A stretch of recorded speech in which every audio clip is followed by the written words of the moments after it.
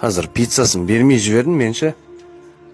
Лучше маған Яндекс корректировка деп 5500 минусовать ете салсын. Өзі 4000-ның заты ғой негізі. Бұл жерде менің намысым мен тілдің намысы 5500 теңге тұрмайды.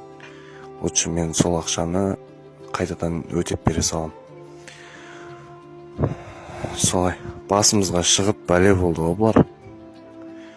Ұлттың жаманы жоқ, адамның жаманы бар дейді ғой. Бірақ қатты айтқым келмейді, бірақ күнде доставкада жүрмін ғой, бұндайлардың 4-5 күніне кем дегенде кездеседі.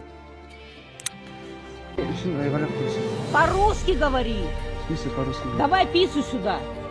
Сіз неге сонда қазақ тілін... Эй, стама. Пиццу доставай нахуй. Ты Стама. мой заказ привез? Эй, не үшін боқтап тұрсың? Заказ привез?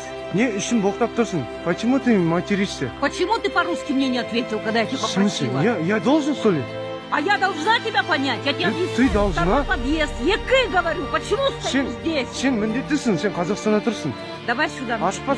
Екеуміз қазір осы тұрғанда қалай тұрмыз? Қатар тұрмыз ба, тең тұрмыз ба? Тең тұрған жоқпыз. Сіз сұрақ алушысыз, мен жауап берушімін. Қатар тұрмыз ба? Түсінесіз ба? Қатар, бұлай да қатар болуы мүмкін. Түймеде қатар тұрмыз. Бірақ тең тұрғанмен есептелінбейді, түсінесіз ба? Осы оның мағынасын басқа қалай түсіндірерін білмеймін. Домбырада екі шек бар. Екеуі тең тұрмайды ғой. Қатар тұр. Біреуінің бұрауы кем. Сол сияқты.